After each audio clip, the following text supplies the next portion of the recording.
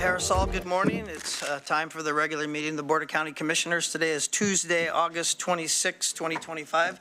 Welcome to those in Harris Hall and those joining us online. We appreciate your attendance today. Recently, we've been going through a series of flag folding meetings. We're down to the last two folds of our flag, folds 13 and 12. 12 is the tribute to eternity. Time will go on and we will go forth with it.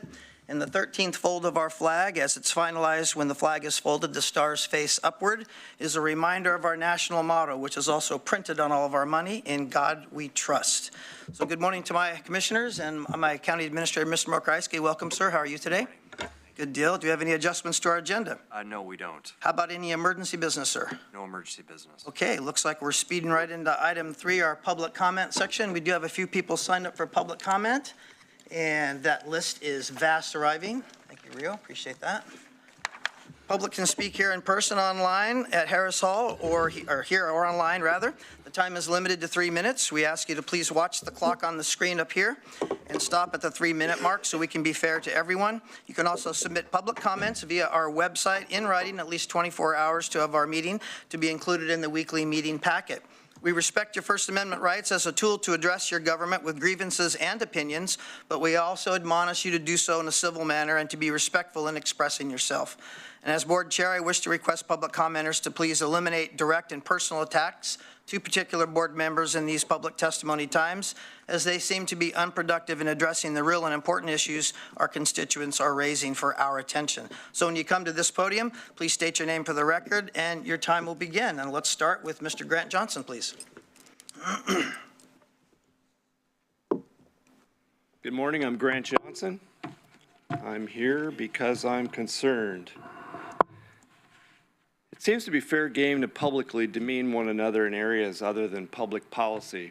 It seems that it's acceptable to create negativity when someone in public service includes anything that is in the area of religion, mainly Christianity. There is something very inherently wrong with this public demeaning of people of faith. We live in a country where it has been one of our greatest fundamental freedoms to be able to include our relationship with God in every sector of life, to include public service. I don't view this behavior as either healthy for our society or a good example of leadership. What I do see is the separation of church and state has been twisted and confused to such an extent that a percentage of people actually believe that this was the founders' intent. A percentage of the public has aligned themselves with rewritten or modified history that we should refrain from exercising our faith in public. The term separation of church and state is not found in the Constitution, and the writings of the founders shed a whole different light on this. I'd like to suggest a website to look at good history, real history, which is wallbuilders.com. I frequently hear and see two words calling for a defined behavior towards one another: tolerance and triggered. It seems to me that tolerance only fits when there is an agreement with the message or behaviors. It seems to me that so many who follow and take on the most popular words like triggered, and now we get to triggered nearly everything, and now because we're triggered, we have license to behave or speak in any way that we deem necessary. My suggestion to all of you is that you stop and consider who's watching you. Think the second and third time. There's a lot of young people following and watching public servants' behavior. And if any of you would like to discuss this further, I'm going to leave my card. I appreciate the time. Thank you. Thank you. Next up is Martine Woodke, followed by Elliot Harwell.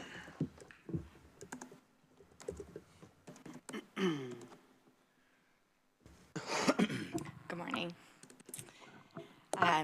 Chair Level and Commissioners. For the record, my name is Martine Wadke, and I'm with Webfoot Juniors, a youth volleyball program out of Lane County.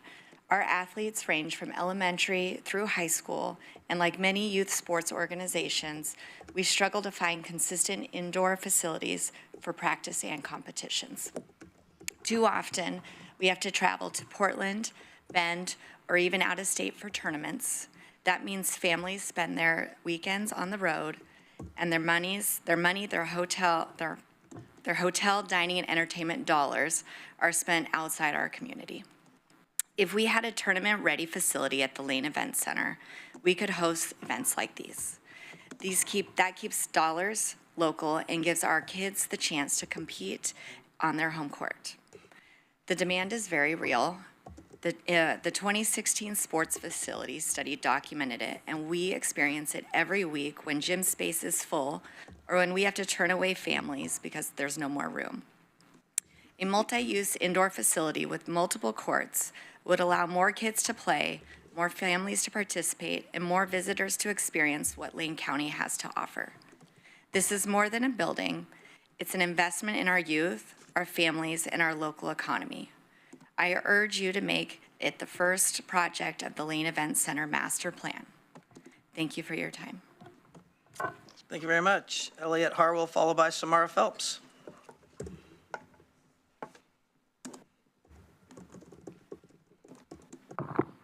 Hello, my name is Elliot Harwell. I am a resident of District 2, David Lovell's district. It is in that capacity that I'm speaking here today. As we just heard from the audience, people like to speak about the importance of religion here, so allow me to be the Nathan to your David, or the Elijah to your King Ahab.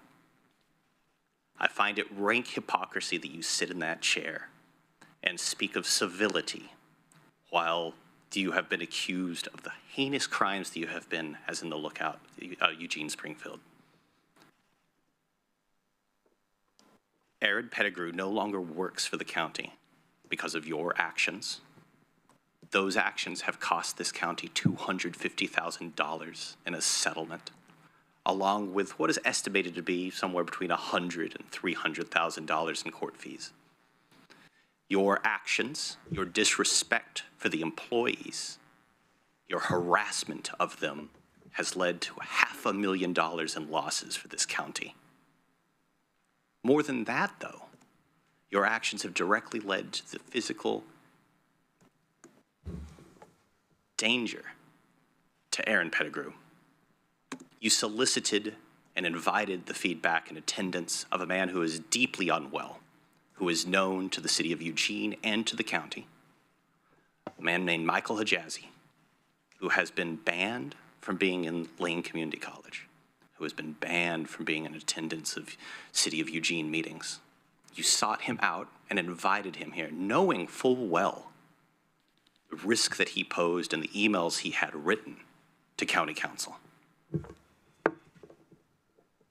Setting aside the moral cost of having a man like you in that chair and the financial cost, I also have to wonder how many other people in the county have crossed with you, have filed HR complaints with you. How many small people have you made fear you and haven't spoken up because of your actions? You're a disgrace to that chair, and I, for one, am tired of being afraid of people like you, and I'm extremely excited for the elections to come and see you out of that seat. Thank you. Samara Phelps, followed by Pete Golddust.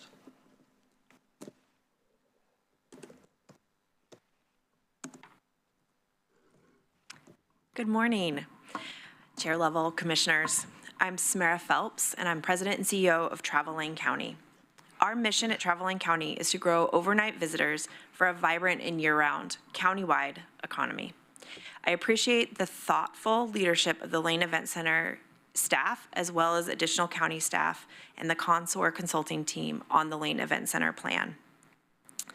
I greatly appreciate the opportunity to have served on the visioning committee, and the range of options from the Lane Event Center is exciting, and the alignment among the committee members is truly inspiring. It was a great process.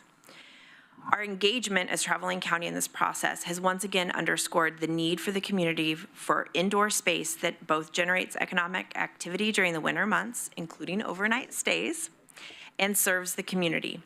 Lane County's economy experiences a steep seasonal downturn in winter. You're well aware of this. To sustain, if not grow, the benefits of tourism here in Lane County, we must address this core issue of seasonality. Strategic investment in tourism infrastructure is needed to do this. The plan focuses on multi-use space, and that is very strategic and will serve the county well. I'm here today to urge the county to prioritize multi-use space that can host regional sports tournaments. Why first? Because it will generate new year-round lodging tax revenue that will help fund every improvement that is included in this plan. The Lane Event Center succeeds as an enterprise fund when it secures events that meet the community's needs to drive those overnight stays. Youth and amateur sports are one of the most reliable drivers of overnight stays and visitor spending, and a multi-use venue will attract tournaments and competitions in our shoulder seasons and winter seasons. That means hotel stays, restaurant business, and retail sales at times when our businesses really do need it. Modern, flexible indoor venues can host sports tournaments for youth and amateur athletes, expos, meetings, and emergency response operations. These facilities serve as economic drivers while providing much-needed space for our community to gather, play, and compete. Feasibility and pro forma studies for regional sports complexes have already been completed, and success stories from across the Pacific Northwest show how effective these investments can be. Prior Lane Event Center plans have identified space for indoor multi-use sports facilities as a high priority, and it's turned up once again. Traveling County's top priority is solving for winter demand. Indoor multi-use facilities that incorporate sports tournaments are a key part of that solution. We are actively exploring opportunities countywide, and we urge you to focus on winter demand when you're making these tourism and infrastructure investments as a long-term win for our economy as well as our quality of life. As we move forward, Traveling County is here as your partner. Thank you for your time today. Thank you very much. Pete Goldust, followed by Don Gray, please.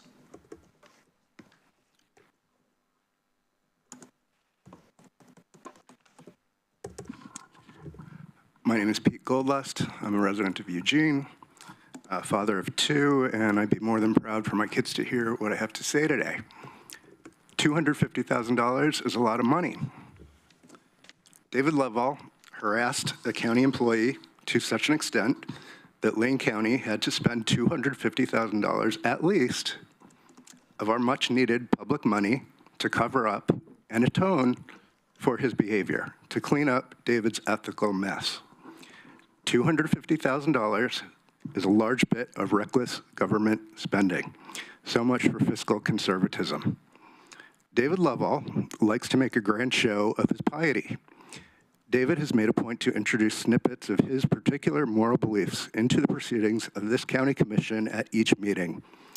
David has said he does this to provoke solemn thought in the residents of this county. What would provoke solemn thought in me, David, would be for you to not spend $250,000 of our money cleaning up your ethical messes. What would provoke solemn thought in me would be for you to not sexually harass county employees. Perhaps you could solemnly make a point to solemnly return that money to us. David, your profound hypocrisy undermines your sanctimonious message. Your hypocrisy is an insult to anyone who takes the lessons of religious ethics seriously. You owe them an apology. In a related item, for some reason, David Lovell is standing up for Ed King's right to put a fancy new gravel pit where the city of Oak Ridge once was. The entire city of Oak Ridge, from the mayor on down, has begged, pleaded, reasoned, and explained why this gravel quarry will dramatically disrupt the city's livelihood and its quality of life. The noise, the pollution, the environmental devastation, and the overstressing of city resources will be cataclysmic. All of Oak Ridge has been yelling like the Who's in Whoville for someone to care. But David Lovell and his esteemed colleague, Mr. Senega, insistently do not care about protecting God's green earth in Oak Ridge. Instead, these two men are staunchly defending the rights of a big pile of Ed King's money. They ignore the pleas of everyone who cares about the city of Oak Ridge. They put their vote toward Mr. King's future earnings. They defend Ed King's scheme to replace Oak Ridge with a giant pit, I suppose to hold all his money. Mr. Lovell, here's a suggestion in the spirit of Christian charity. Maybe you want to take some of that piety and take some of that steaming pile of dirty gravel money and pay back the citizens of Lane County for that $250,000 of theirs that you spent on abusing a public employee. Thank you, solemn commissioners. Thank you. And Don Gray is up next, and then we'll go to our online queue. Yes, my name is Don Gray. I live at 8899 Sutton Road. Moved in March of this year. I have 28 years of sign installment for Douglas County Road Department. I moved here for a nice little quiet neighborhood. The speed limit before I purchased this property was 45 miles an hour. The county had an engineer study, lowered it to 25. The people that live above us, there's like 15 of us in a firehouse and a preschool. They seem to think it's Highway 101, in and out. Not all the time, but it's morning and night. I called the sheriff's department. I requested a deputy. He came out, spent 10 minutes in his truck. That's the last I'd seen of him. They say it's a rural area. I'm from the county that he was the county manager of. We had a rural area. I installed signs. Police presence is the only way to take care of this problem. I read in the paper where there's not enough money, but we live in part of the tax structure. We just like to get a little protection on our street, a little service. We don't need anybody day and night. Just catch the few speeders, issue the ticket, and maybe they'll all slow down. I don't know what's above me, but it's a racetrack. So all I'm requesting is please have a little police presence on our street for all my neighbors. Thank you very much. Thank you, sir. Now, Jessica, do we have anyone online? Yes, Chair, we do have one person joining us, and I do see his hand raised. Alan Hancock, would you like to be on camera for your public comment? Yes. Just one moment. This will take a second for me to move through the process. I am promoting you to a panelist.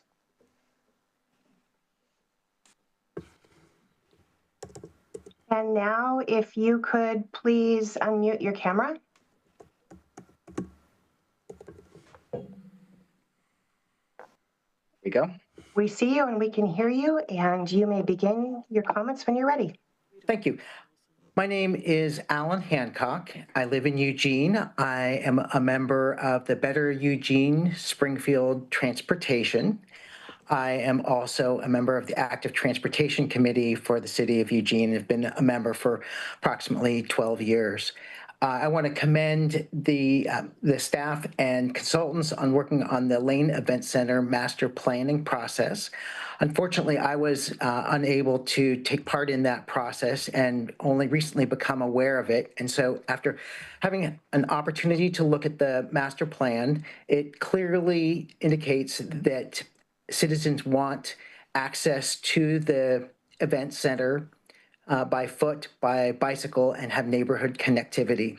But there is an oversight in the plan, and before it gets finally adopted, I think it needs some amendment to acknowledge that the Lane Event Center is part of a transportation corridor running north and south on Monroe and Friendly Street from 1st to 28th Avenue. At one time, you could walk or roll a wheelchair through the event center. That was 10 or more years ago. And as a result of security issues, the gates were closed. And so that's no longer so readily possible. To put that in context, it would be like you were driving up I-5 and all of a sudden a Walmart store appeared in the middle of I-5, and to continue north to Portland, you have to go through neighborhood streets and parking lots with few signs to direct you how to continue the route. So the route is part of the City of Eugene's transportation system plan, and I'm hoping that the Lane Event Center master plan will recognize this and emphasize and preserve and enhance the access, connectivity, convenience, comfort, and safety from Monroe Street through to Friendly Street, and that would include upgrading the pedestrian bridge, which is not up to standard, and providing a surface through the overflow parking lot so that there's a smooth surface for people in wheelchairs, who are walking, people who are elderly, so that not only people can access the event center for all of the events, but also continue on through to other parts of the city. Thank you very much. Great, thank you. Just, is there anyone else? That concludes those signed up for public comment virtually. All right, great. Thank you very much for your attendance here and your comments today. We appreciate them very much. We've taken good notes, and if there's something that the Lane County Commissioners will get Recording back in to you on, progress. we have your name and your contact info here, so thank you again. Let's move on to the next item on our agenda, which is our consent calendar. All items here are routine by the Board of Commissioners and will be enacted by one motion. There's no separate discussion of these items. If the discussion would have been desired, that item would have been removed from the consent calendar and would have been considered separately. Details to each of these items can be found in the blue links attached to the item descriptions. I'm looking for a motion on our consent calendar, please. Chair, I move to approve the consent calendar for August 26th, 2025. Thank you. Do I have a second? I'll second. Thank you very much. It's been moved by Vice Chair and seconded by Commissioner Buck for approval of the consent calendar. I'll take the vote. All those in favor signify with an aye. Aye. Aye. Vote passes 5-0. Thank you very much. Our next item is our Human Resources item, which is a discussion and order of 25082610 in the matter of authorizing a new agreement with National Cooperative RX for benefit years 26 and 28 and delegating authority to the county administrator to execute the agreement. And with us, we have James Trujillo, our expert in that field. James, are you all ready to go? We're almost Oh, there. sorry. Looks like Jessica's scrambling for the slides. Just one moment. Lights. Okay, no worries. Need that technical difficulties. Yeah, I was wondering, Mr. Mokryski, do you have a play song you'd like to sing, sir? A what? A play song? Yeah, any play song, movie title, it's your pick today. Don't do that to me. How about a joke? Someone else has a better voice than I do. Don't look at me. Pretty soon, we're all gonna be looking at Council Bovet for a joke. Boy, we know where that's going. Everybody's head down. All right, well, good deal. We'll just wait just for a few seconds here. Jessica's hustling up there. She's doing a great job. I could tell you the joke that Patty said at the Australia Pavilion at Expo when he was 3 years old. Do tell, sir, do tell. Why do kangaroos hop? Because they don't know how to swim. 3 years old. That's good. That's very astute for a 3-year-old.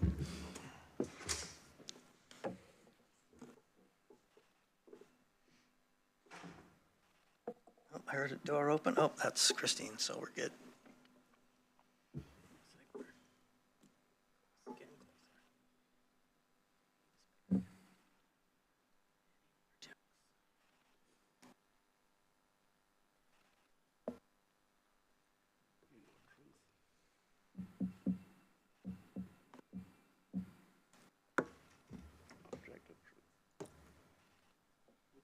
We need objective truth.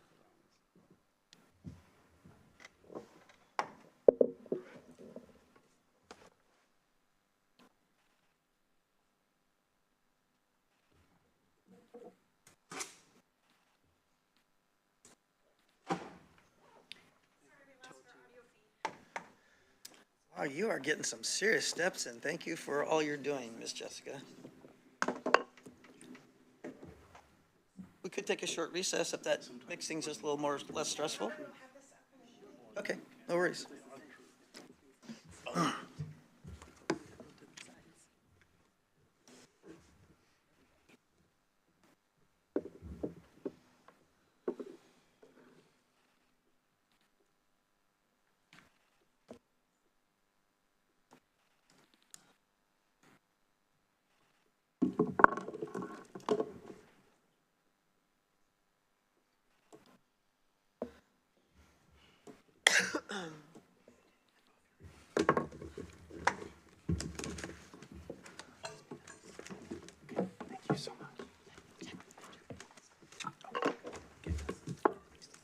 Well done, Jessica. Well done. Thank you so much for that.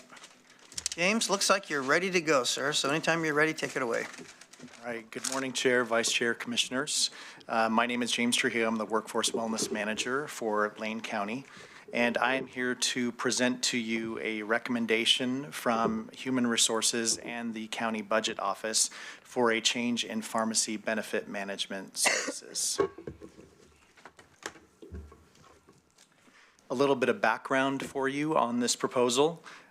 So the Human Resources Group, along with County Budget Office, has been looking proactively for some time to find ways to alleviate the cost growth in our benefits for Lane County, but also simultaneously looking for opportunities to maintain the high value of benefits that we have for our employees and their families.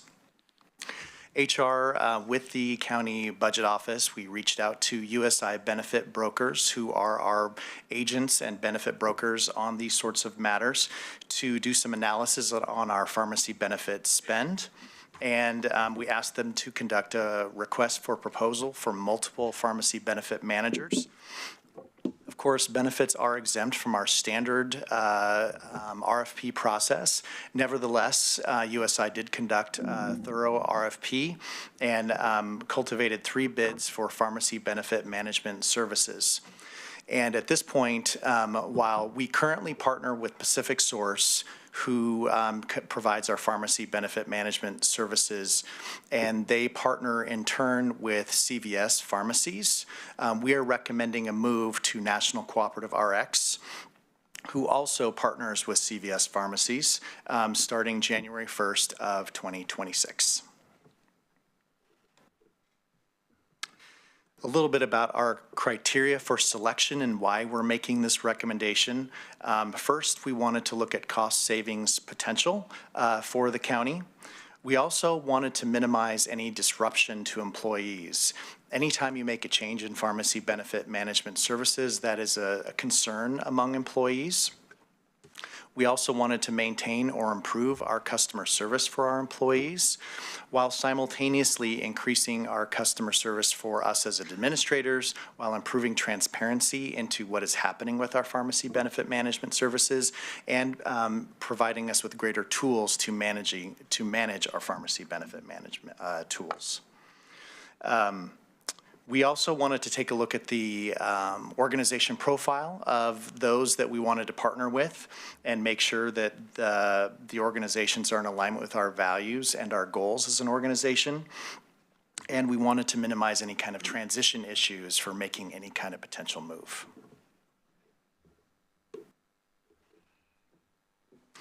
So starting with that first piece of criteria, we did some analysis with USI looking at cost savings potential. So this is using our actual claim data from a prior year, using our current formulary, which is our drug list essentially that employees have access to. And what USI is estimating based on our actual claims is a 41.2% to 47.9% savings in our pharmacy benefit management costs. That comes out to, in terms of real dollars, about $2.5 million to $2.9 million annually in pharmacy benefits. So, of course, these savings are an illustration based on actual data, so we feel pretty good about this as an illustration. However, we know that every year benefits change, pharmacy changes, people's utilization of benefits change as does pharmacy use change. So it is an illustration, but we feel pretty confident that it is based on actual data, that we will garner some significant savings, but we cannot guarantee it's going to be these exact dollar amounts because we just don't know how the benefits will be used in future years. So one of the questions that people have asked about this is, how could NCRX make this kind of prediction about the cost savings that we would be garnering? One important thing to note about NCRX is that NCRX is a large, not-for-profit organization that has 500,000 lives that is part of its overall portfolio. That's pretty significant. And as one consultant put it to me, it's kind of like the county joining with its 4,500 lives to 500,000 lives. It's kind of like joining a Costco for buying power for various pharmacy benefits. And that is what is helping us get to these savings for this service. I will also say that we contacted a number of public service references, all of whom confirmed that they saw the savings that NCRX projected for them. There will be some transition fees and some ongoing carve-out fees with Pacific Source. For example, there will be $19,000 about in transition fees. There's an ongoing administrative fee with NCRX of about $13,500. And we are expecting to pay about $55,000 annually in carve-out fees to Pacific Source to pull away the pharmacy benefit management services from Pacific Source to NCRX.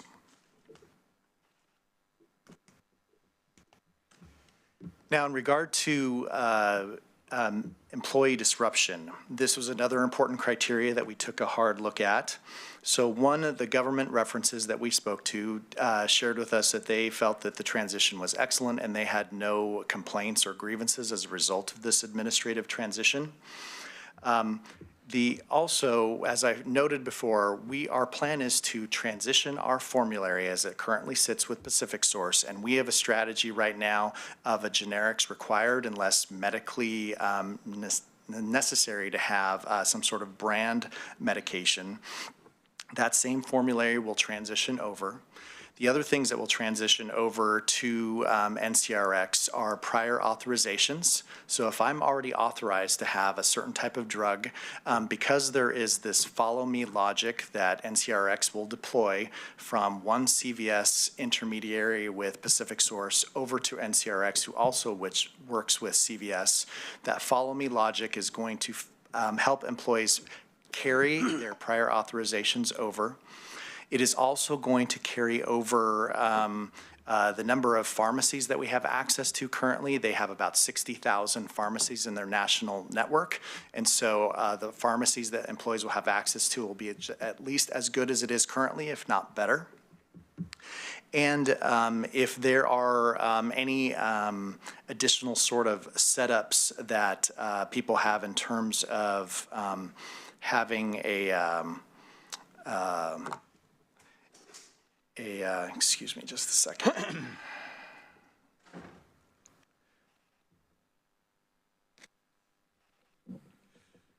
And any refills that people have in place as well will also carry over with this transition.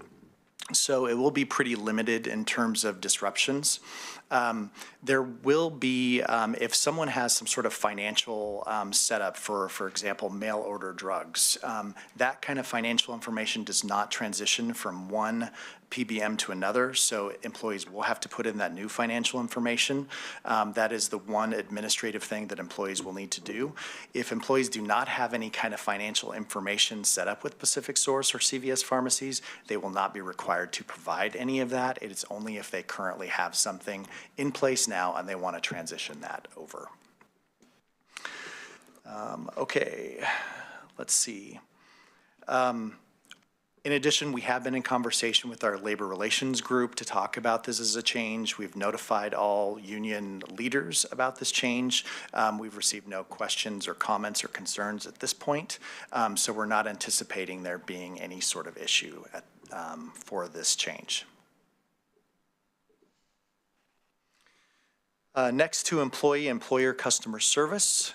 Because NCRX also partners with CVS pharmacies, we're anticipating that the customer service experience will be similar or better than what they have with Pacific Source.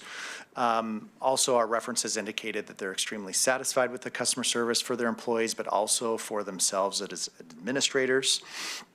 And we will have greater transparency and access to some additional tools as we go forward, and so we are looking forward to that.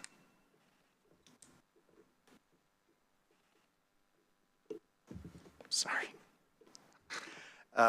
In terms of the profile of the organization, NCRX itself, NCRX is a national member-owned, not-for-profit purchasing cooperative that provides pharmacy benefit solutions for self-funded plan sponsors just like us.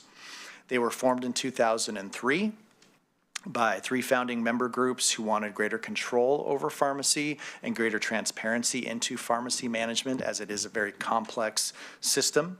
There are about 315 member groups that with this agreement, we would be joining those member groups with, again, 500,000 lives across 50 states, and they're based out of Madison, Wisconsin.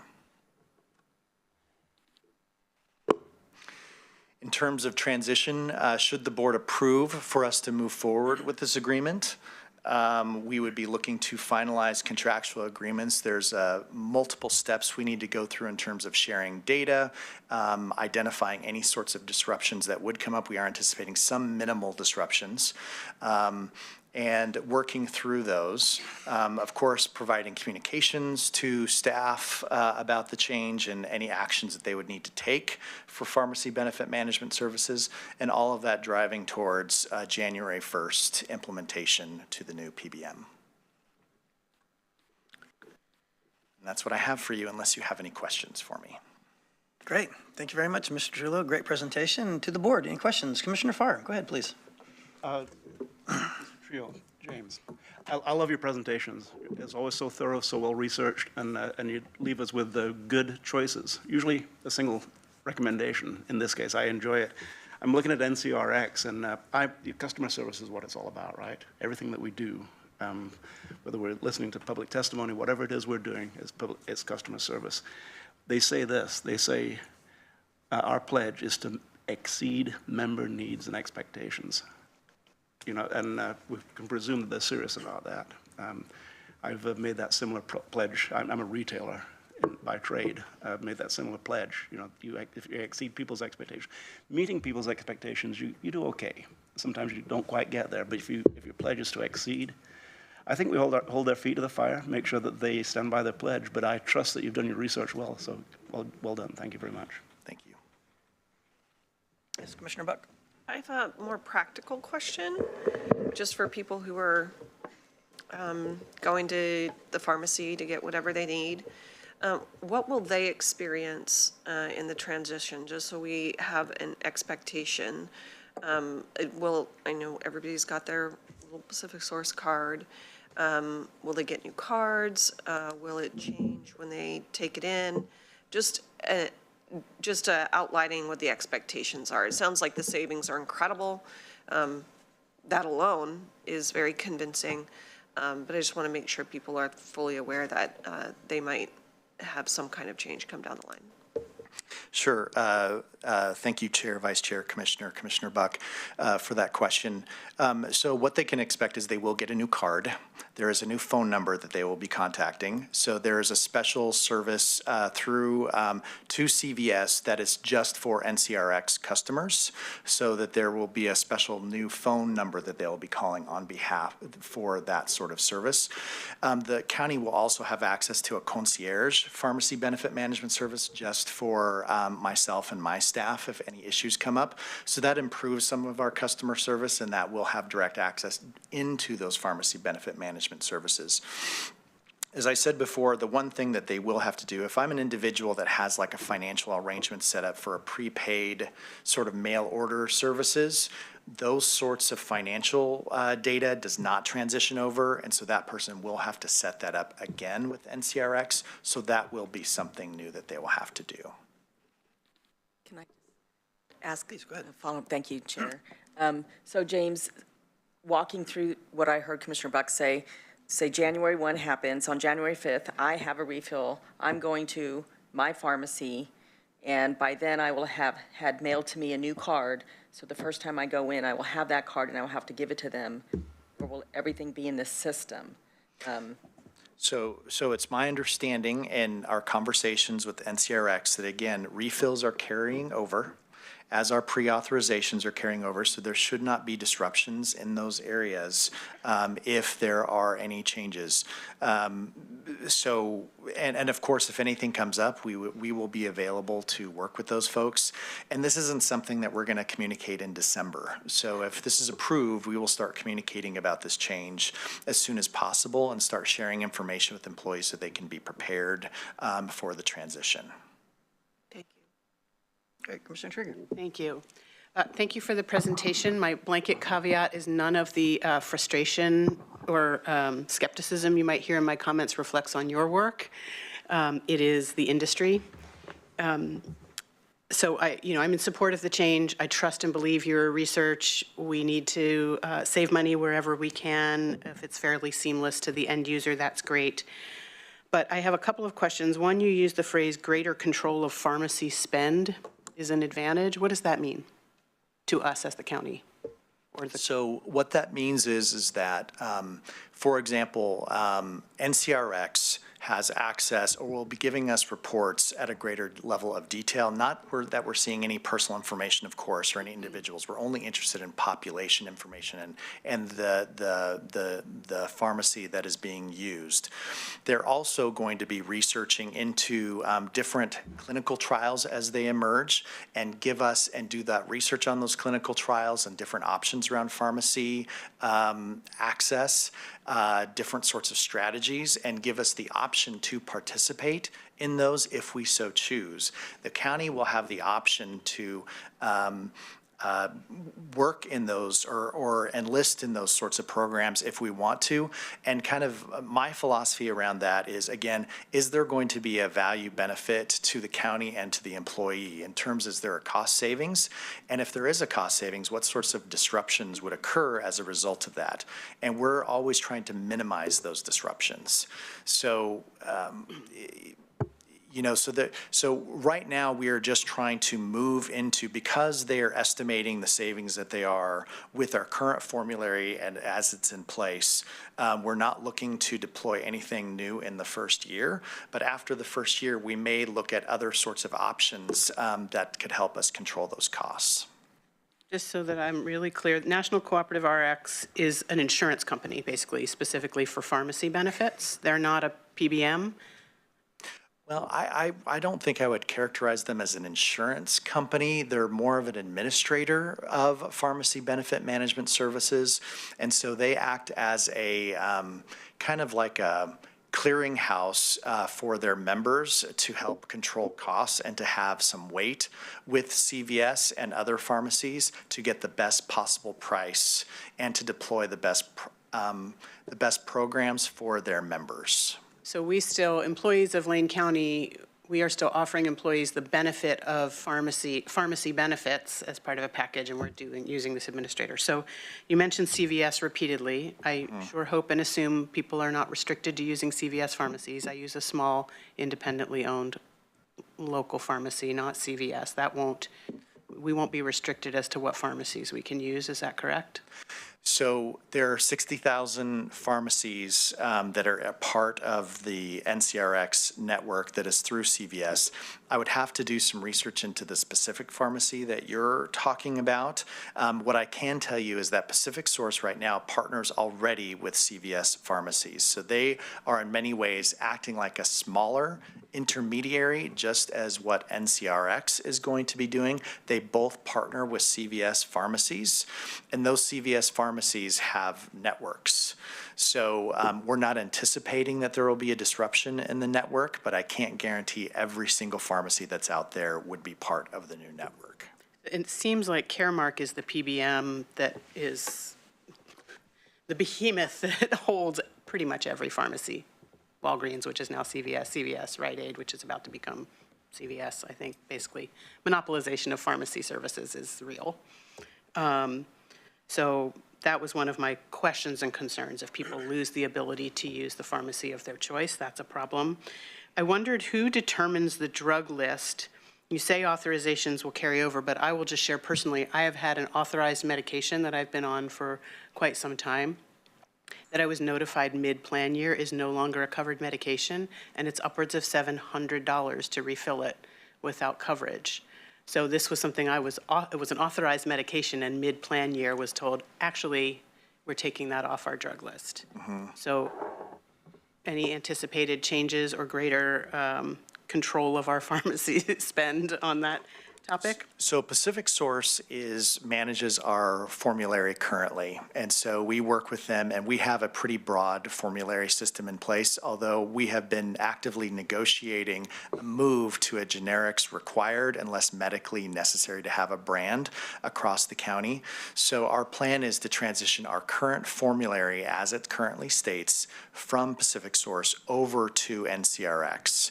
And if there are any disruptions that come up as a result of that, we plan to work through those one by one with the plan to minimize any disruptions to any employees. We don't want anyone to have to, again, go out and get prior authorization or to lose their the drug that they have access to. There will frankly be some changes in terms of, with pharmacies, there are the drugs are coded with a national drug code. And those national drug codes are used to identify it could be the same drug, but different brands, different organizations that market those different types of drugs, but it could be the same exact drug. There could be some disruptions in terms it's moving from the blue brand, which has one NDC, our national drug code, to different, like the red brand. There could be some of those disruptions, but it is this access to the same drug, and legally speaking, those sorts of things, it is the exact same drug, and so there might be those sorts of disruptions, but we're not anticipating others, and if there are others that come up, we'll do our best to make sure that we're keeping people whole. Yep, I understand that, I appreciate that, and yet a mid-year an authorization was revoked mid-year was my experience, and I'm sure I'm not the only one that's happened to. So that could still happen.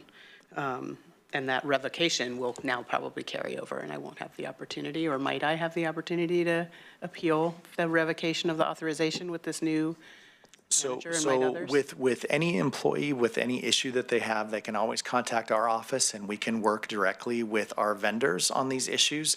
Every single employee or anyone who has benefits through the county also has access to the Benefit Resource Center to appeal any sort of decision made by any of our medical carriers. And so certainly we could look into that on your behalf or anyone's behalf where this sort of thing comes up. Great, thank you. And then just, pardon me, a couple more things.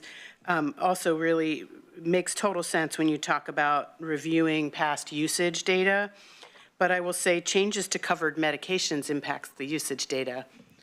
See my previous comment, right? It could look like I don't need that medication anymore. No, it was just that that's no longer being covered, so it's not going to show up as something I'm using. So there's a little bit of a trickery. Again, this is not a personal comment on your office. This is about the industry using this sort of claim about usage data. So if they pull the ability to use several medications, it skews the usage data.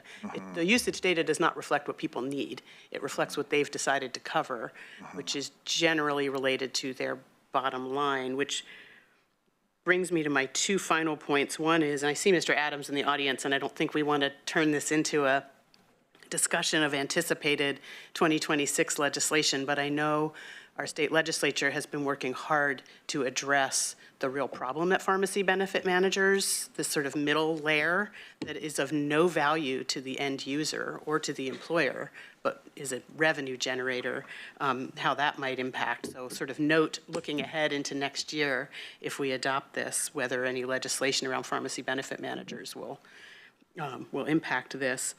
But the other thing that we can't ignore is there are sweeping changes happening at the federal level around drug trials and drug research, and particularly when you talk about this national drug code that could very well impact, no matter what administrator we use, our employees' abilities to get the medicine that they need. And so I'm really hopeful that your office's confidence that this will be an easier administrator to work with and work through problems will be true, because I think we're going to need more of that in the future. Thank you. Thank you. And I acknowledge that the pharmacy benefit management is It is a very challenging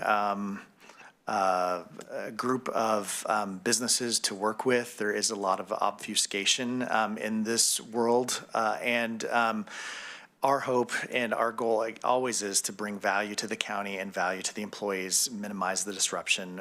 Employee wellness and having drug adherence and people having access to the drugs they need to maintain their wellness is part of our wellness strategy.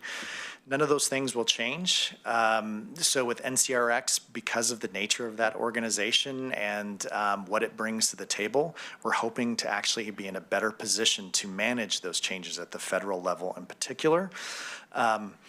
I can't predict the future, unfortunately. I wish I could, but we will work diligently to do our best and make sure that, or do our best to keep employees whole and that they have access to what they need. Thank you. I know you do, and I appreciate that. Thank you. Thank you, Chair. Yeah. Vice Chair. Yeah, just real quick. Thanks for all the questions and concerns. I think that's what a lot of us are thinking. And then I just wanted to add one thing to some of the questions that were already brought up. How are we getting this information to all of our staff? I mean, you mentioned you have the concierge, and you and your staff will have their own number that people can reach out to, but I'm thinking of the people that are in the field that go to their computer once a day to add the time they put in, and they don't have time to check their emails or don't have access to it. How are we getting everybody this information that we're changing so they don't show up and? Sure. Thank you, Chair, Vice Chair, Commissioners, for that question. My team is always looking at ways to better communicate with all of our staff. And so some of the things that we send out a regular newsletter that is electronic. We ask supervisors to post that information for those that do not have access to those emails. In addition, for big changes, something like this, we typically send out postcards directly to people's homes and have direct mailings to people's homes so they have access to the information. We have also done things in the past for other large changes, had posters printed out for those areas that do not have, they're not sitting in front of a computer. We're deploying new strategies where there are QR codes that are on those posters and flyers so that because smartphones have become pretty ubiquitous across the board, so as have QR codes. And so if people recognize that, they click on the QR code, gives them access to greater information through their smartphone right there that they don't need to have access to a county computer to get to. So those are some of the strategies we put in place. We also will be discussing this at our wellness fair. We periodically will go to employee meetings as time and resources allow. So we recently went to a large public works meeting and talked about all the benefits that we have. And so when we have opportunities to meet with people in person, we do that. So we try to meet employees where they are with the limited resources that we have within HR. Great. That is great information and great strides. It's unique times. We were in a school board meeting late last night, and the biggest topic was communication between parents and teachers, because it's easier now to communicate than ever, and there's more ways of doing it, and people are getting less information. So I think those QR codes and those kind of things are really, really great, because you're right, at least everybody does have a smartphone in their hands. So appreciate that, James. Thank you. Commissioner Farr. Thanks very much. Just one last very practical element here. And that is, they're a cooperative, right? Yes. Who owns cooperatives? Members. And will we be a member? Yes. Okay. And will we have an opportunity perhaps to put somebody on the board even? It says on their website we will. So. All right.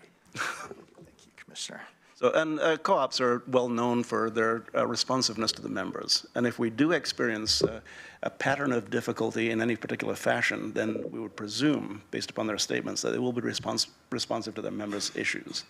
So if anything unforeseen. And you can't predict the future, but the way you analyze data, James, you do as well as anybody possibly can in predicting the future. You can't predict unexpected things, but I think the fact that we're working with a co-op, my dad was a general manager of Tillamook Farmers Co-op for decades. The farmers owned it. And who was the boss? The farmers. You know, so we're the boss in this situation. Thank you. Anything else? James, the look on your face when he asked if you were going to be a board member was priceless, I got to say. But thank you for a great presentation and good research. And obviously there's some questions still lingering that I'm sure we'll get to the bottom of. So, all right, in that matter, we have an order before us. I'm looking for a motion if we're ready. Yes, I move to approve Order 25082610 in the matter of authorizing a new agreement with National Cooperative RX for benefit years 26 through 28 and delegating authority to the county administrator to execute the agreement. And do we have a second? I'll second. Good. My team is working good to the left. We have a motion by Vice Chair and second by Commissioner Buck to approve Order 25082610, authorizing a new agreement with the National Cooperative RX for benefit years 26-28 and delegating authority to the county administrator to execute the agreement. Any discussion to the motion? Seeing none, let's call for the vote. All those in favor signify with an aye. Aye. Aye. Motion carries 5-0. Well done, and thank you very much. Good job. All right, as we move through our morning, we come to our county administration block. We've got a report and an order coming up from our legislative update committee. Recording in progress. And we're recording now. Mr. Adams, Steve Adams, our policy director, and Vanessa Cornwall, our intergovernmental relations officer, are with us. And you have a full docket ahead of you. So whenever you're ready, sir, and ma'am, go ahead.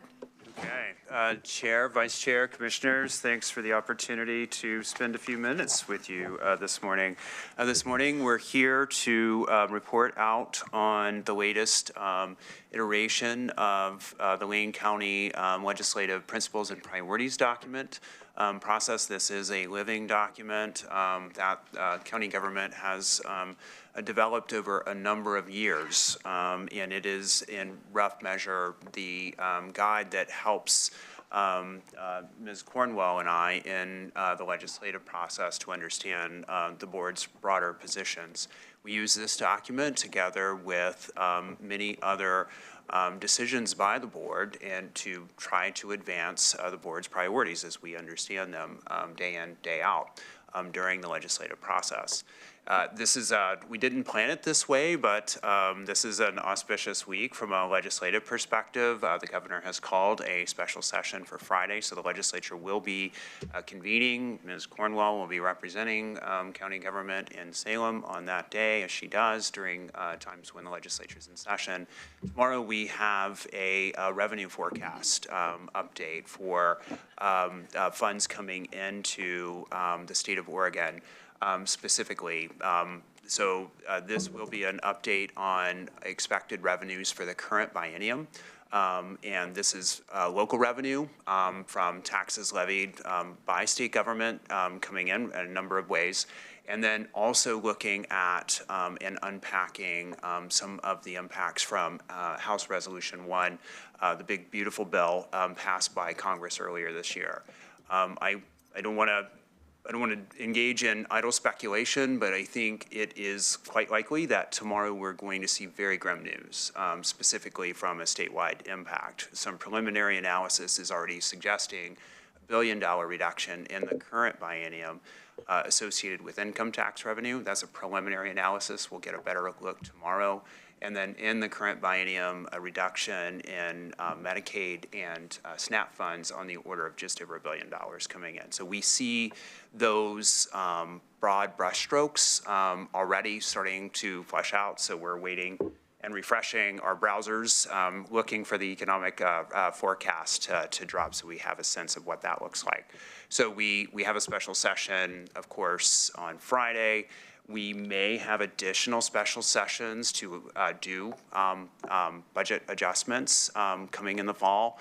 Don't know, just speculating. And then, of course, we have the short session, which is scheduled to begin early next year. And that's really the focus of what we think the legislative priorities and principles and the work that we're doing today. My colleague's going to walk us through that. I will note we're really focusing at the moment only on the priorities component, not the broader piece of the document. Most of the time that my colleague has been in her role, she has been in Salem attending to the legislature. And so we've been working, of course, quarterly on this process. But over time, we've made a commitment that we really want to ensure that this principles and priorities document comports with the leadership that our InterGov manager, Cornwall, is bringing to her role. So with that, I'll turn it to my colleague. Thank you. Can you hear me okay? Yeah, we're good. This is good distance. Okay. So as Mr. Adams mentioned, I am here to outline the recommended changes that the Legislative Committee discussed during the last quarter's meeting in August 1st. This is predicated around the short session, which is only 35 days, so we're limited in the amount of priorities we can go after, just because the session is much shorter. So we have really tailored to see what we can maybe push off for later advocacy in the longer session in 2027. So the committee recommended a few changes. First, they would like to see that the provision to build out the Four Corners re-entry housing be removed, as that application is going through a different entity. And I think you'll have to help me with the details on that one, but we will no longer be seeking advocacy from the state legislature to get the assistance for that. And if I may, this is the Coleman, of course, with Homes for Good, is fully funded. So we will be able to move that forward, and that is a good, necessary asset to our community that this board has worked for a long time. Thank you. Second, they recommended the removal of the county service district statutes for non-contiguous boundaries, as that is not going to be a priority for the short session, but possibly re-added for the 2027 session. They also recommended removing the support for the product stewardship framework for batteries, as that will also be something revisited for 2027.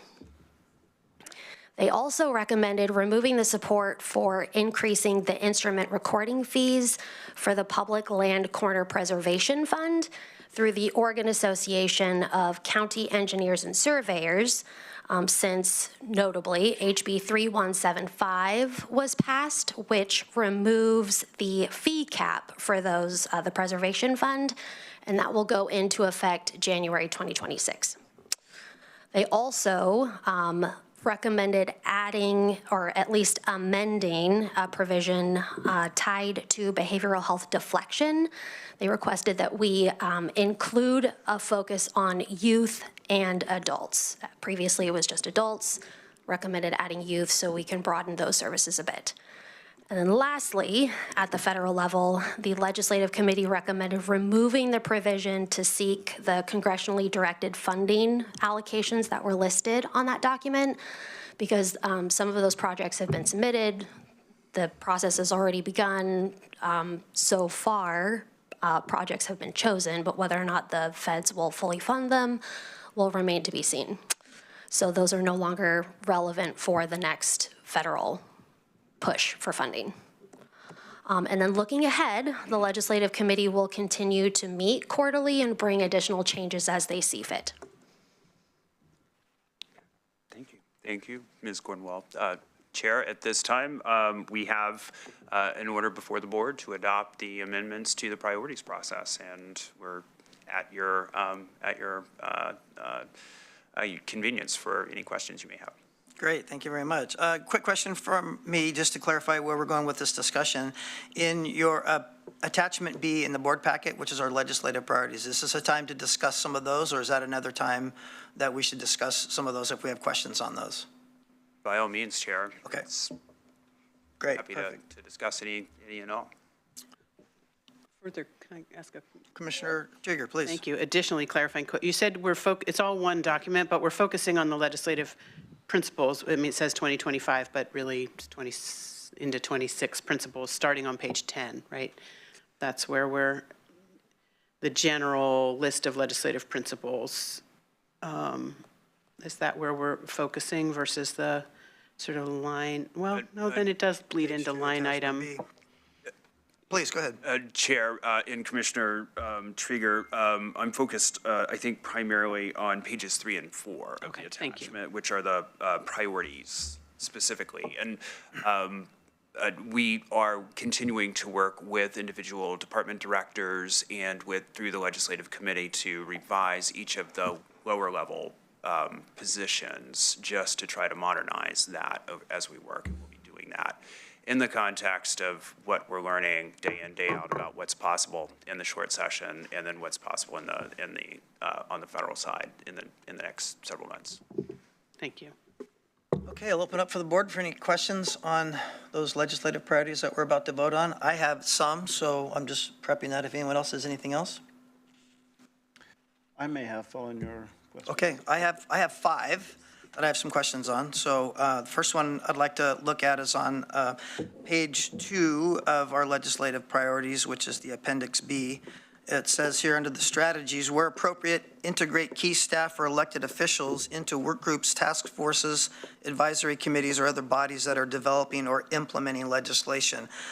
In the current experiences that we've had just recently with some of the things that we faced as a board and a legislative committee body, I'd like us to put a little more oomph in that. I think it's a little bit vague where it says where appropriate. I know that meeting with a city councilor from Eugene, they have kind of one of those phrases that they use that if anything is going to make the news or be an article in the paper, that's something that we should bring the elected bodies into.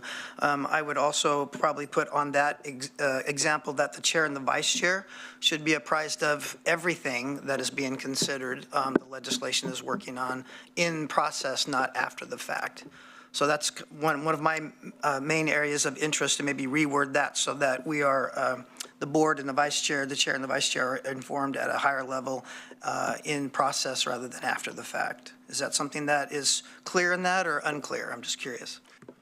Chair, if I may, the intent of that strategy is to incorporate Wayne County staff and Wayne County elected officials into state level work groups, task forces, and advisory committees or other bodies specifically. So this is, as you know, a common way that public policy is done here in Oregon, in which legislators will try to convene folks for work groups to think about upcoming legislation. We've seen that right now playing out with transportation legislation, a broader kind of work group. So the strategy here was to elevate the expertise of county, your leadership team and your staff have a great deal of expertise, and we wanted to ensure that we could inject that expertise into the statewide policy development process. That's the intent of that strategy. If it's not clearly stated, I'm happy to try to adjust. So maybe that's a comment that I've taken out of the strategies realm, and maybe we should put that in another one. I guess my focus on that one is that I believe that the things that we worked on and used strategically in our last legislative session, the communication level was not as it should be to the chair and the vice chair and the elected body of this commission. And so I want something in this goals and strategies, if it's a strategy or a goal or an implementation, that the chair and the vice chair of the elected body of the county commissioners knows beforehand what we're going to do at the legislative level before we get calls from constituents telling us after the fact. So I think that's an important thing I'd like to see in there before I approve this goals and strategies page, because I think that's lacking. I didn't see it anywhere in the document. Okay, so that's one. Let me go to my next one. I have 4 more. Support efforts to provide enhanced budgetary flexibility for local transient lodging tax revenue. I'm wondering if that could be explained further, because my people at Travel Lane County are wondering if that's going to be travel lodging dollars are going to be then used for public safety or parlayed up in other avenues rather than supporting our tourism and economic growth in this area. So I'm wondering what those efforts look like specifically and if that's something I should be concerned about. Chair, to the question, so House Bill 3962 nearly made it through the process and really just ran out of time on the Senate side. And so we've had longstanding guidance from the board to seek greater flexibility in the use of our TLT. The 3962 was a may, not a shall, in terms of what county boards can do. This board is precluded from using any flexibility with respect to TLT because we're precluded by the Orla v. Bend decision in 2017. We had no allocations at an earlier point in time beyond travel promotion, and thus, at least the court's reading of that statute that dates back to 2003 as a timeline means that you cannot allocate any of those dollars beyond what's allotted.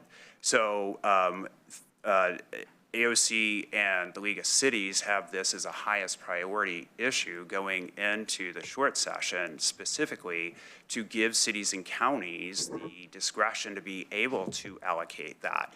The proposed legislation contains a technical fix specifically to address the problem that we have with the Orla v. Bend decision, and it would in fact give you the opportunity to reallocate dollars however you see fit. If this board chose to retain dollars focused only on, as it currently is, that would be your choice. I just add, if Please, I could, go ahead. Chair, if you look under what page is this? Page 5. These are Lane County legislative principles. You see generally, and this has been a longstanding position that the board has taken, and so if you want to change that, that's an important distinction to make here. But item number 6 says support issues which provide greater authority to govern more effectively, efficiently, and flexibly at the local level. So we've consistently sought any opportunity to create flexibility where the board still has discretion, right? So when legislative matters like this come up, questions about the TLT bill that allow flexibility at the local level, allow the board to say, oh, no, you can use resources however you see fit. We advocate in support of that because it gives the board more control and more flexibility on those things. Doesn't mean you have to do that. It just means that you get more control as opposed to the state laws being more restrictive. So these are the types of things, just a broader piece. We've had these we developed these probably 7-8 years ago, I think. Maybe it was a few years before that, really with the idea of giving the staff at the county the ability to go and be nimble during a legislative process so we can respond quickly to things that happen in those sessions. So just to create some context there for generally speaking, the types of things that we try to advocate for. Great, thank you for clarifying that, because you pointed out at point 6, also look at point 3 where it says work and maintain or increase existing revenue streams to counties. That's also a high priority. But given the fact that our current business climate is not looking too spiffy in Lane County these days, tourism is one of our strongest economic drivers here. So that's my concern is going forward, if we're not attracting some major chip manufacturer at the old Hynix site or opening properties with infrastructure for businesses to come and develop here, tourism is going to be one of our stronger anchors, and we should probably protect that business. So that's what my concern was.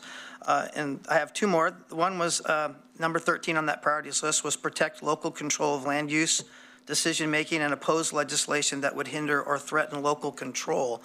I think that we need to look at that based on our last couple of maneuvers to supersite a couple of projects that we had in this area. That it's almost ironic that I looked at that thinking that we would oppose legislation or anything that would hinder or threaten local control.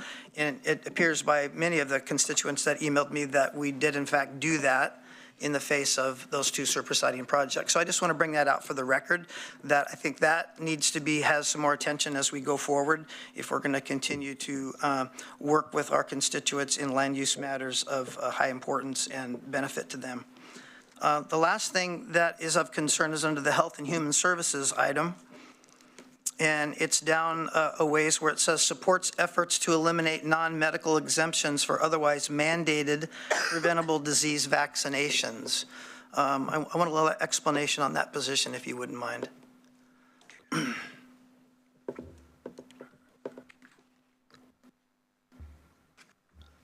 So, Chair, this is going to be something that hasn't been touched in a minute. So I'm wondering if it's relevant. Maybe my ask.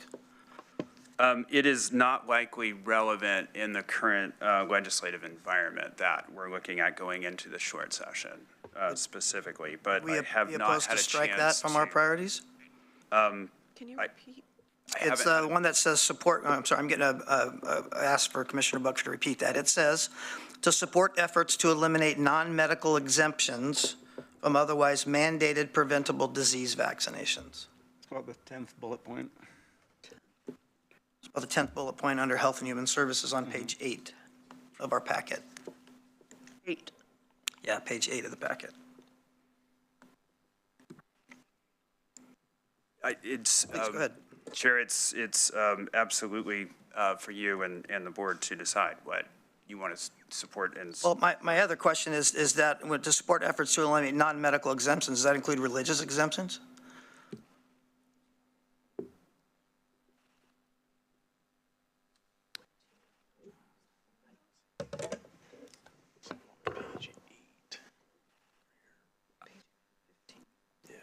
I guess I would say I would presume, based on the way this is written, I would presume that to be the case. There it is. I don't know what the 9 up intent- from the bottom, Yes, thank you. Right. on page number 7. Any non-medical exemptions. Other than anything that might be constitutional. Sorry? Other than anything that might be constitutional, which we couldn't touch that.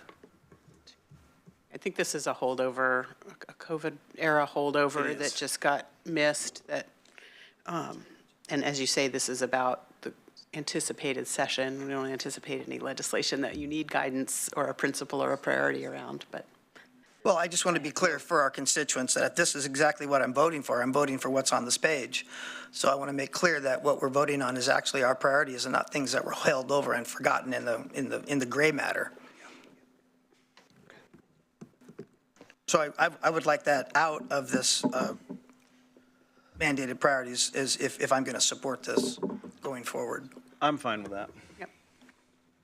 Okay, I've got head nods for that. That'd be great. Thank you very much. Okay. Any other questions? I have none. Thank you for having audience to those questions. I appreciate your answers very much. Thank you. Sheriff, just before you Yes, go go ahead, on, it'd be please. helpful to get feedback from other commissioners, because I heard the first comment related to communications. Yes.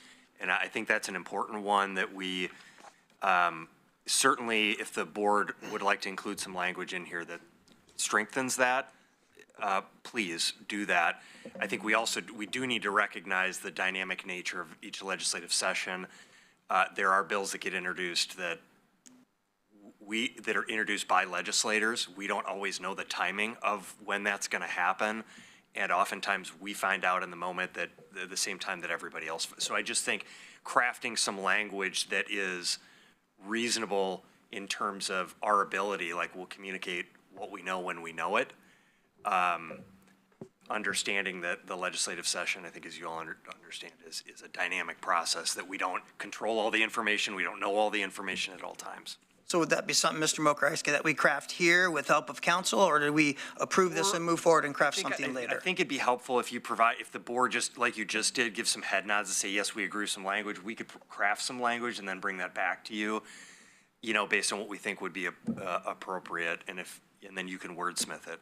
It might get a little dicey for us to try to wordsmith it. Right, that's what I was thinking. Commissioner Kerr, you have a comment? Thank you. I do. As I'm listening to this, I'm thinking that it is important that as a board, we all understand how the information flows, what is information, what is a decision point, and so on. I'm not sure it belongs in this document.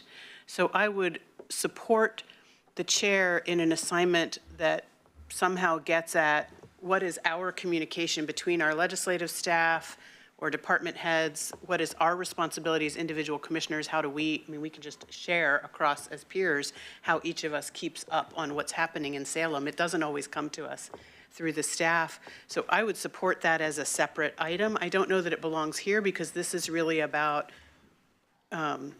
it's the principles and priorities for our InterGov team to go to Salem and advocate on behalf of Lane County. How they then communicate the results of that advocacy or the process in Salem with us and other channels we have available to us to access that information, to me, is separate from this document. So I support that as an item, but I don't believe language about it necessarily belongs in this document.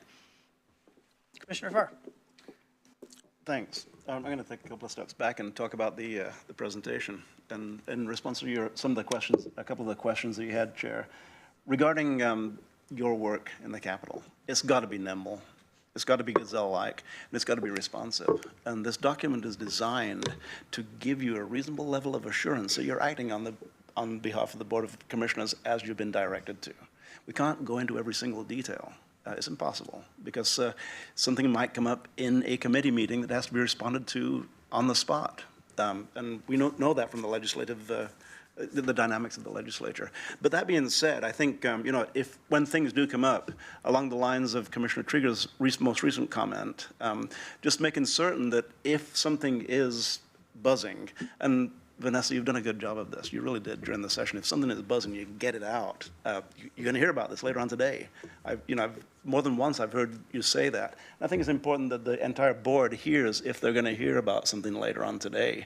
I don't know that it has to be in this document, but just a general principle that, if it looks like something's moving a little bit faster than we anticipated, just get ahead of the train a little bit. I think you can do that.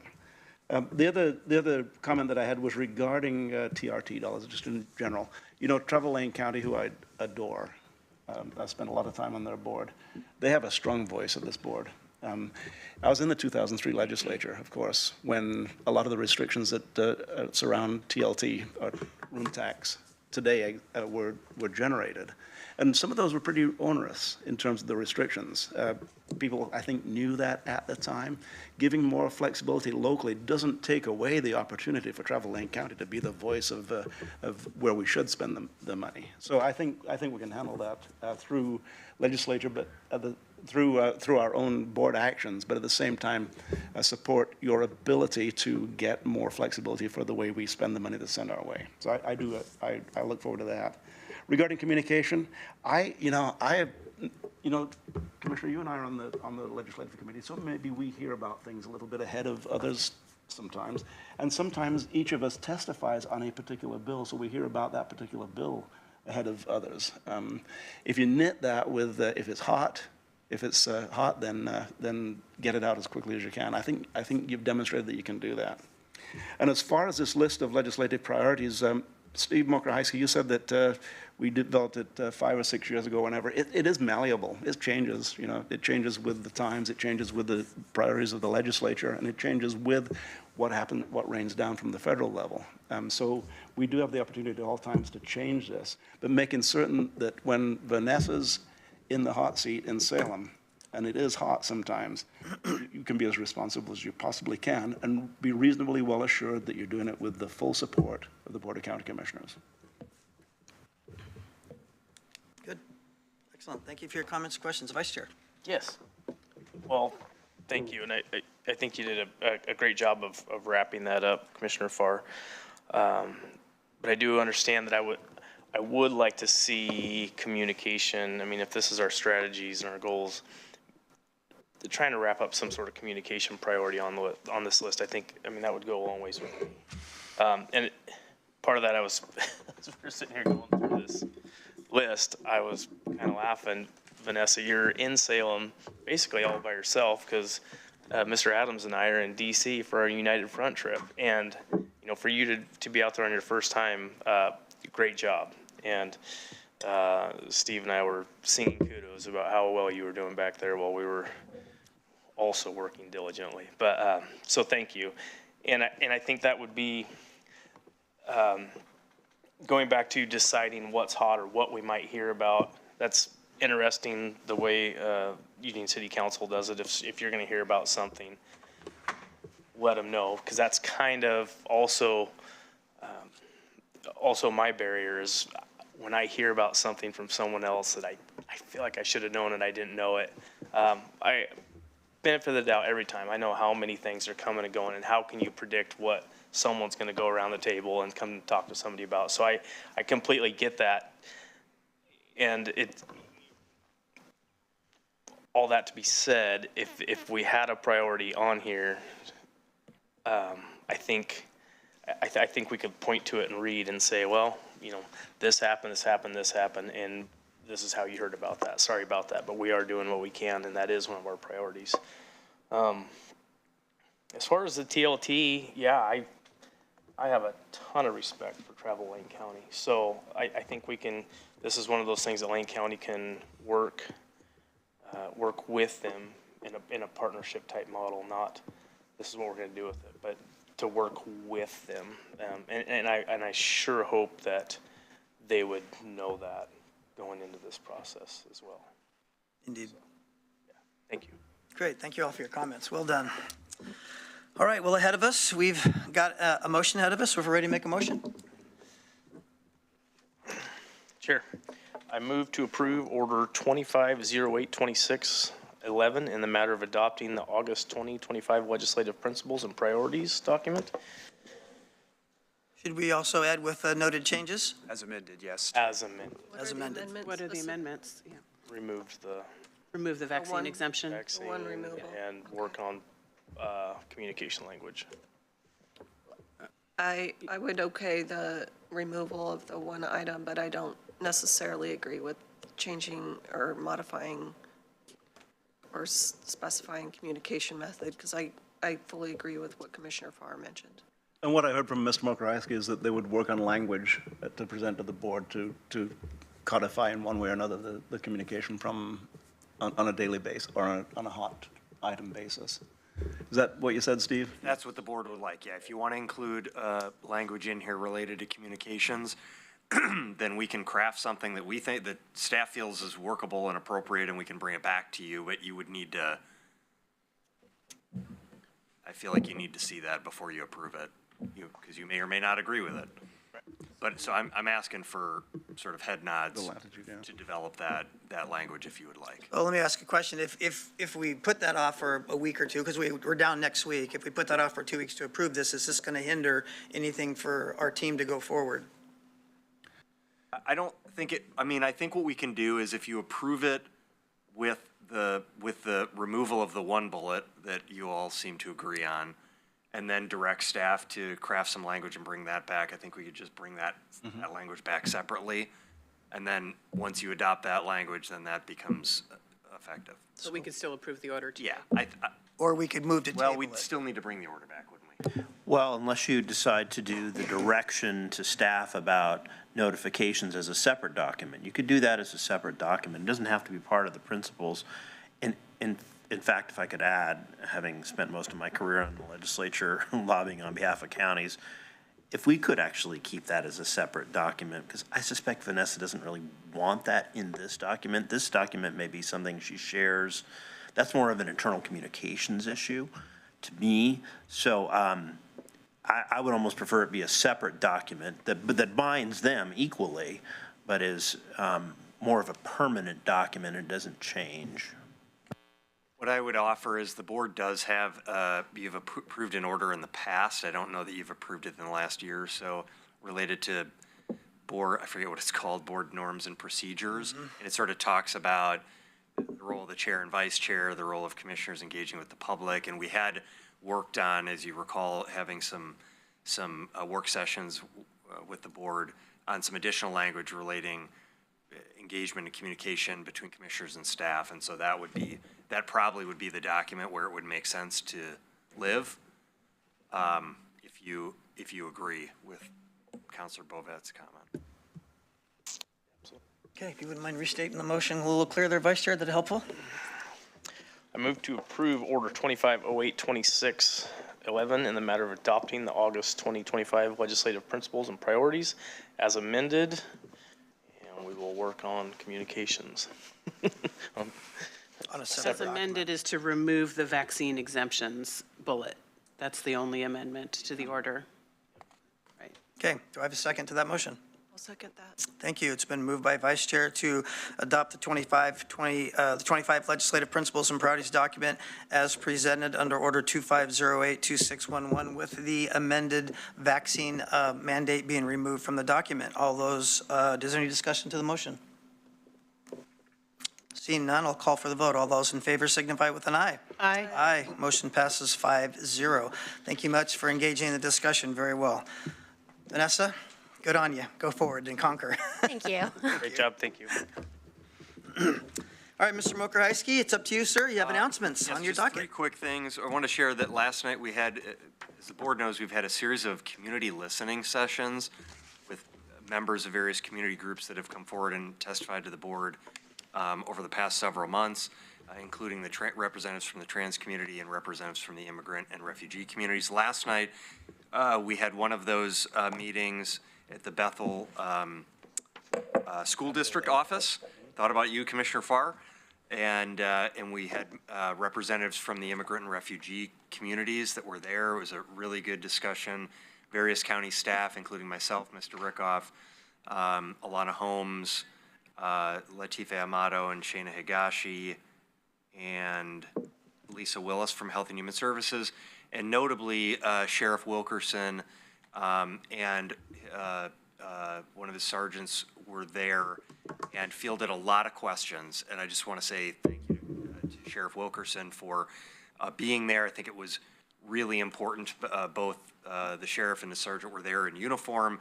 Talked a lot about Oregon sanctuary law, talked a lot about how the sheriff's office interacts with federal agents in the course of immigration proceedings.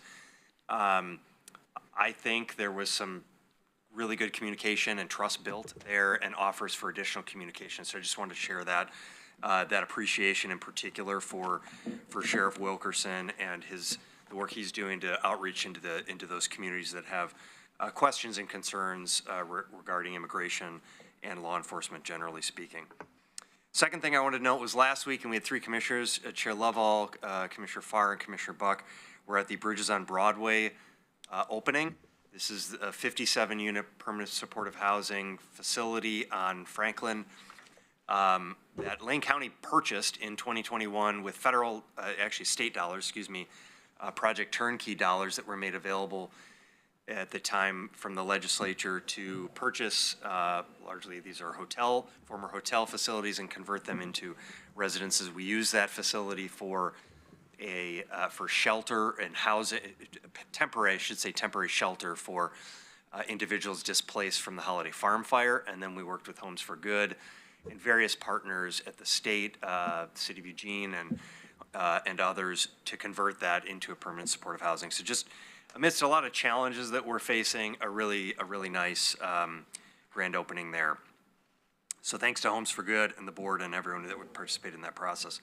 And then finally, I just want to note on the heels of the legislative update that you heard from Mr. Adams and Ms. Cornwall, that tomorrow I'm going to give a little bit of information at the beginning of our public safety funding conversation, and know that we have a meeting later in the day tomorrow with our leadership team in Lane County to have a detailed conversation about developing a list of programs and services that we believe are at risk. Mr. Adams noted some of those, but we're doing, and this question came up last night from the immigrant and refugee communities, wondering what's happening in terms of federal and state cuts and what are the impacts on Lane County. We know that commissioners have received and are receiving questions, concerns, and requests from community agencies and members about various funding concerns that they have. And so we're working on pulling together a list, and we're going to bring a presentation to the board to have that conversation about here are the things that we know or we speculate there will be, and we're not going to have all the information. We're also looking at ways in which the board may be able to prioritize one-time funding to fill some of those gaps. Again, one-time funding, so it would be short-term gap funding. To have some conversations about that, knowing that the list of cuts is going to be much greater than the list of available resources. But I just want to share that with you as you have concerns and questions yourselves, and you receive concerns and questions from community members and constituents, that we're going to be working on pulling that together and doing a presentation to the board hopefully in the next month or so. That's all I have. Great, sir. Thank you very much. Before we recess, we have need for executive session. I will read us in. The Board of County Commissioners will now meet in one executive session. The session is to consider information or records that are exempt by law from public inspection, and to review and evaluate employment-related performance of the chief executive officer of any public body, a public officer, employee, or staff member who does not request an open hearing.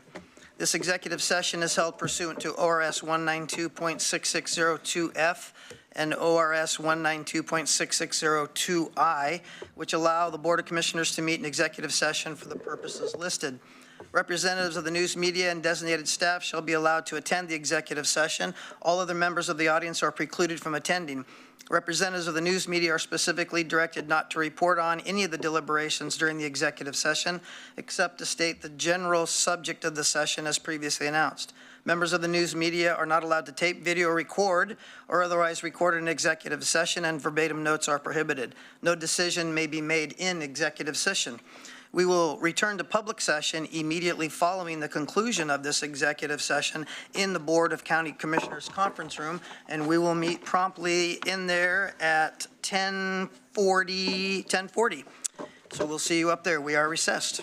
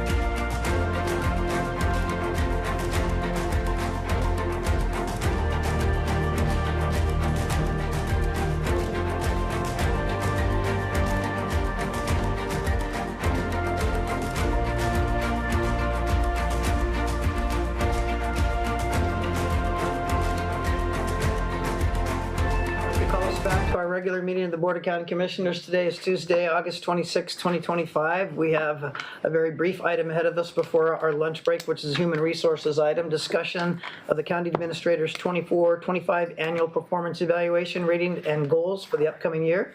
With us is Alana Holmes, our Chief Human Resources Officer, so take it away. Thank you, Chair, Commissioners. Almost good afternoon here. So as stated, we are here today for the discussion, I'm just looking at this number, of the County Administrator's 11th Annual Performance Evaluation. And so as part of this process, just so folks know, we have a number of items that are provided to the board to assist you in your evaluation. That includes a 360-degree feedback report. This year that included 60 surveys with 37 being returned, which is a 62% response rate. And just so some folks that may not know our internal process, those responses come from community partners, from customers, from peers and colleagues within this organization, and some out, direct reports and others. So that compiles the responses that were received. In addition to that, you received the county administrator's self-evaluation, and you also had available to you his employment agreement. As part of that process, we are also asked every year to look at market. We have done that. We've received additional direction and anticipate coming back for more conversation on that component. I will provide a recommendation at the end. However, before then, I would want to open it up and welcome any comments that you would like to share publicly with our county administrator regarding his performance and or goals for this year and the coming year for goals, and then also invite the administrator and give him the same opportunity. Great, Chairman, thank you very back to much. you. Yeah, to the board. Commissioner Trigger, please. Get us going. I just want to say formally and in public how lucky we are at Lane County, how grateful we are at Lane County to have a leader of Steve's caliber. And for me, it's less, is this person doing everything than is this person receptive to feedback and demonstrates when they get feedback that they incorporate it.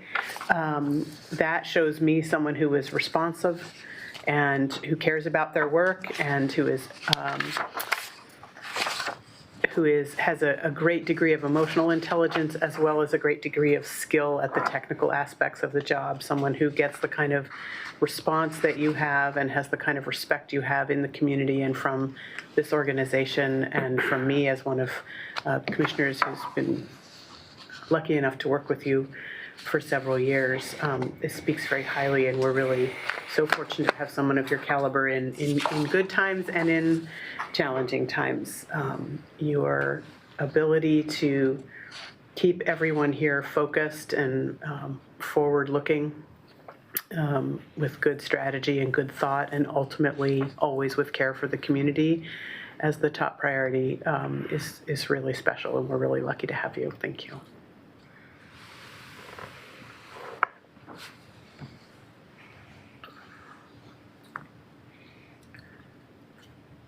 Commissioner Buck. Okay.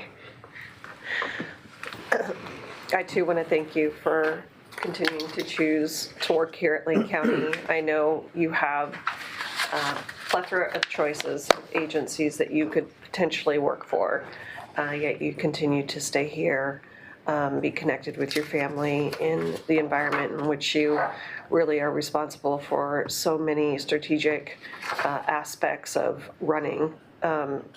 And I really appreciate the strategy that you put in, the overall thought you put in to not only the culture of the organization, but also the direction that we give you.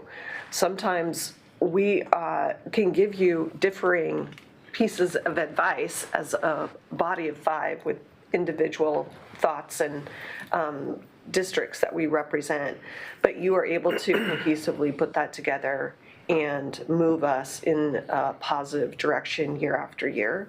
So thank you for being willing to do that. Thank you for continuing to be critical about your own work and know that there are times that you're not always right, because nobody's perfect, but you obviously are open to that feedback and ask that of us and take that with open arms and try to move forward and make improvements. So overall, very, very pleased with your work at the county. This is my 7th year of providing reviews for you, and it's been a pleasure to work with you.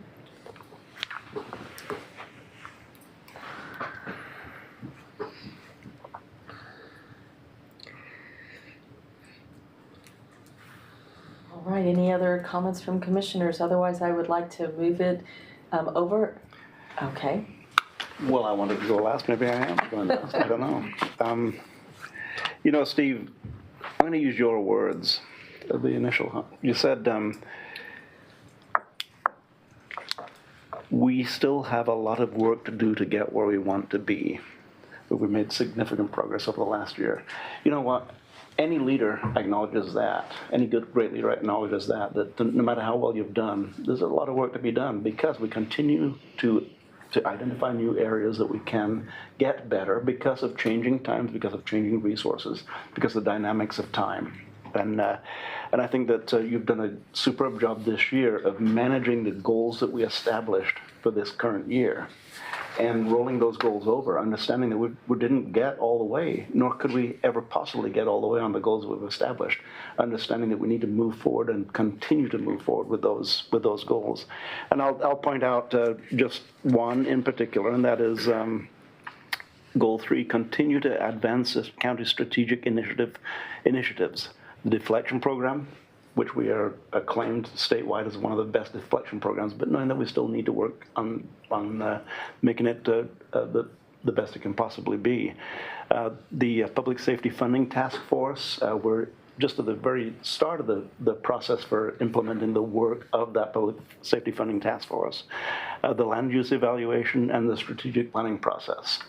I rated you a 4 out of 4 on Goal 3 because you've taken things as far as we possibly could have in 1 year, understanding that we still have work to do, Steve. That's the beauty of having an administrator who has the background and the work ethic that Steve has demonstrated to us, is that you recognize the work is ahead. The work's not behind. The foundation is behind and the work is ahead. So I'm looking forward to this coming year, Steve. I'm looking forward to how much we can get done, and I really appreciate, this is my 11th year working with you as an administrator, and I think that you have, every year you've demonstrated an ability to take the new resources, take the new dynamics, and make the most of them. And I think that we have a great opportunity in maximizing our resources this year, particularly as we look at the City of Eugene, our largest local partner. They're going to be hiring a new city manager this year, I would expect.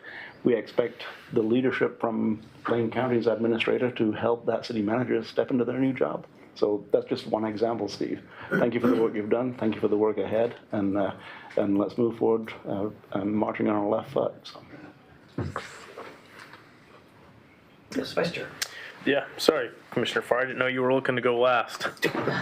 Well, I just want to say thanks again for another year, Steve. I'm glad that you and I made some improvements over this last year, and I'm excited for the direction we're headed. You've got some great goals in front of you that I have the utmost confidence that you will succeed in. So thank you. Mr. Chair, we usually go last. Thank you again, Commissioner Farr, for yielding.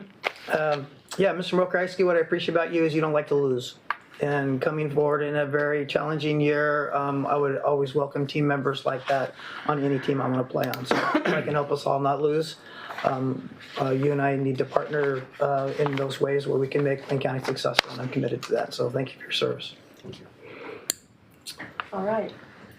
Administrator Mokrehitsky, would you like to say anything? I would just say thank you, commissioners, for your comments and feedback. I continue to, 11 years, gosh, long time. I looked a lot different when I stepped foot in this door the first time than I do today. It continues to be a privilege to serve in this role that I don't take for granted. This is a great organization and a great community. We do really important work for our community, and we have a lot of challenges. This last year, as we talked about, has been a significant challenge in a lot of ways, and we know that this next year is going to be really challenging as well, given, in particular, reductions in funding from the state and federal government and impacts on the work that we do for the community. I want to, so we did, as Commissioner Fardy mentioned, I think we've made a lot of progress on some really important things, and we have a lot of progress to make. I want to just take a moment to thank the folks that I work really closely with, particularly the staff and county administration, who, don't get enough credit for when things run really smoothly with the board and in our meetings and across the organization. It's largely due to the really dedicated team of staff that just do an incredible job behind the scenes, and they don't get the recognition that they deserve. And I just really appreciate the work of that county administration team that I rely so heavily on a day-to-day basis. The team of directors, our various department directors that I work very closely with in helping to run the organization as a whole is really critical, and I'm so thankful to have that great team to work with. And then the employees, the staff across Lane County that do just incredible work every single day, the people that are out there delivering service every single day to make sure that we're meeting the needs, that we are improving lives in the community. I'm so proud to work in an organization with the quality of people that we have here in Lane County. And I just want to thank all of the people that show up every day to do this work. And it's really largely the reason that I continue to want to show up every day, because there's so many great people that are doing this work, and I want to help provide the support that I can to do that. So thank you, and yeah, a lot of challenges ahead, and I look forward to working with all of you and our leadership and staff across the organization and the community as well. Really enjoy working with the members of this community, the stakeholder groups that are involved, and the residents that get involved on individual issues that they're concerned about. So looking forward to doing more of that outreach and engagement in the course of the next year, both with our employees and with the community in what we expect to be a really challenging year ahead. Thank you. Thank you. So just to wrap up, what I'm seeking, I have two options in front of us.